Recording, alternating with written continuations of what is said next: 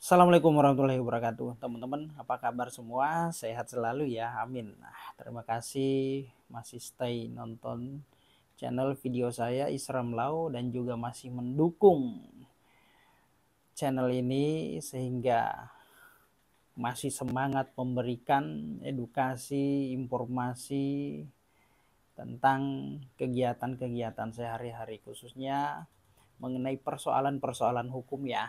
Nah, oke, baik. Teman-teman, segmen kali ini saya mau bahas mengenai OPM ya, KKB, ya, Organisasi Papua Merdeka atau kelompok kriminal bersenjata yang ada di Papua. Nah, ini ada dapat video kiriman dari teman. Ada seorang pemuda asal Papua ini dilabeli oleh temannya, sahabatnya sebagai pengkhianat karena tidak mendukung perjuangan rakyat Papua untuk merdeka ya. Sebenarnya menjadi pengkhianat bangsa siapa sih, yang ingin melakukan makar siapa sih, dan selalu melakukan teror di mana-mana sehingga korban berjatuhan juga di mana-mana, baik itu dari kalangan masyarakat sipil maupun aparat keamanan yang menjadi korban. Sungguh biadab ya, kita mengutuk tentunya tindakan-tindakan seperti ini. Nah, balik lagi terhadap seorang pemuda dilabeli atau dicap sebagai pengkhianat oleh sahabatnya, kawannya yang ada di Papua karena tidak mendukung perjuangan rakyat Papua untuk merdeka. Rakyat yang mana? Nah, perasaan hanya segelintir atau sekelompok ya, sekelompok orang-orang tertentu saja, karena tidak semua masyarakat Papua itu mendukung ya. Tidak semua masyarakat Papua mendukung adanya Papua merdeka. Mereka masih cinta terhadap NKRI, masih mau bergabung dan menjadi bagian dari NKRI ya. Dicap sebagai pengkhianat ya. Justru dia berbalik ya. Jadi gini, namanya Krisyanto Yinoni, seorang pemuda asal Papua, dicap sebagai pengkhianat oleh sahabatnya. Nah, justru dia balik mengatakan bahwa justru kakak itulah pengkhianat Papua yang tidak punya rasa belas kasihan terhadap masyarakat sipil Papua, yang hanya mementingkan diri sendiri dan mementingkan emosi pribadi. Nah, jadi kakak ini panggilan masyarakat di Papua terhadap orang yang lebih tua ya, lebih tua ya, seperti misalkan kita punya kakak, adik kakak ya, kalimat atau panggilan kakak itu melekat ya, bukan bro, sis, kawan atau apa, tapi manggilnya sebagai kakak ya. Nah, dirinya mengajak sang kakak untuk berpikir sederhana dan gunakan logika sederhana bahwa orang-orang besar yaitu OPM maupun KKB, pembesar-pembesar OPM itu tinggalnya di mana, yang suka provokasi masyarakat Papua untuk melakukan pemberontakan terhadap NKRI ataupun pemerintahan Indonesia itu tinggalnya di mana. Ya, mereka tinggalnya di Amerika Serikat, di Belanda, di Australia, dan lain-lain. Nah, ini saya terjemahkan ya dari sebuah video ya. Nah, saya terjemahkan, ini saya bacakan ya teman-teman ya. Saat ini mohon disimak sampai tuntas, sampai selesai ya, agar tidak sepotong-sepotong nih. Nah, lanjut ya. Mereka di sana itu pakai jas, pakai dasi, orang-orang terhormat, orang-orang besar. Mereka di sana itu ongkang-ongkang kaki, makan enak sambil memerintahkan orang-orang Papua untuk melakukan pemberontakan terhadap pemerintah Indonesia ataupun NKRI. Nah, ketika OPM ataupun KKB tertembak mati, ya, mereka yang ada di Amerika Serikat, Belanda, Australia akan tetap duduk manis, ongkang-ongkang kaki, duduk manis di sana sambil terus memprovokasi terhadap masyarakat Papua untuk melakukan pemberontakan terhadap pemerintah Indonesia ataupun kepada NKRI ya. Nah, Coba pikir pakai akal sehat, otak yang waras. Jika kakak mati tertembak, apakah mereka yang ada di luar sana itu berduka cita? Tidak, kakak. Ya, karena yang mereka kejar adalah kekuasaan. Apakah kalau Papua itu merdeka, nanti benar-benar itu tanah Papua tetap menjadi hak ulayat masyarakat Papua? Tentu tidak, kakak. Tidak, ya.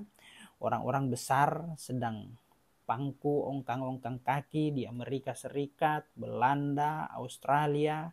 Mereka yang akan datang dan berkuasa.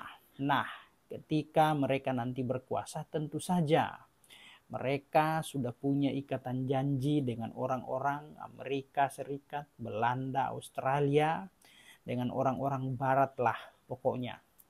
Nah, kemudian tambang-tambang emas, tembaga, dan lain-lain di Papua itu akan menjadi ladang perebutan harta bagi negara-negara penyokong pemberontakan masyarakat Papua terhadap NKRI ataupun pemerintah Republik Indonesia. Mereka akan menjadi kaya raya, mereka akan berkuasa, dan kalau ada orang Papua berteriak menuntut haknya, apakah akan selamat karena pertimbangan HAM dan lain-lain? Kemungkinan besar tidak. Siapa yang berontak? Siapa yang teriak bahwa tanah mereka dirampas? Siapa yang teriak-teriak bahwa emas, tembaga mereka dirampas? Kemungkinan besar akan dibunuh. Wow, sadis ya. Akan dibunuh, teriak-teriak. Nah, orang-orang Papua akan tetap menjadi rakyat jelata yang miskin, ya. Tetap menjadi rakyat jelata yang hanya merasa memiliki Papua, tetapi tidak menikmati kekayaan alam Papua. Jadi, kakak, sebaiknya kita bersyukur saja dengan pemerintah sekarang yang sudah menaruh perhatian penuh untuk Papua yang sudah merebut 50% saham PT Freeport, dan kemudian mayoritas sahamnya 10 atau 9% itu khusus untuk Papua saja. Ya, untuk Papua saja. Dulu 9% itu untuk negara Indonesia, sekarang tidak. 51% untuk negara Indonesia dan 10% khusus untuk Papua saja.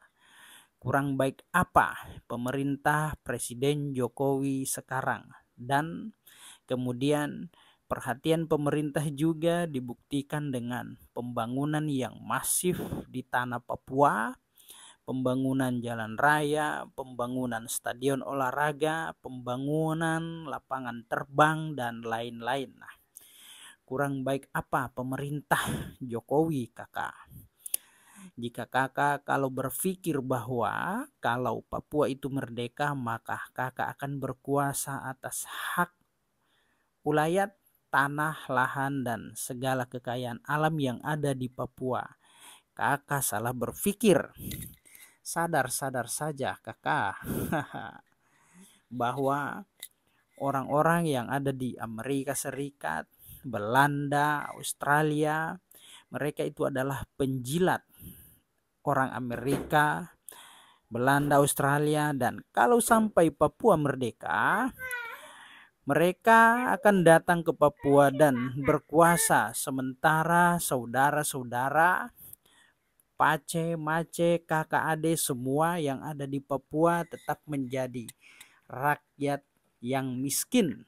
Nah, apakah nanti masyarakat Papua itu bisa berteriak-teriak kepada presiden, "Pak Presiden, tolong kami, sekolah kami rusak, tolong diperbaiki Bapak Presiden.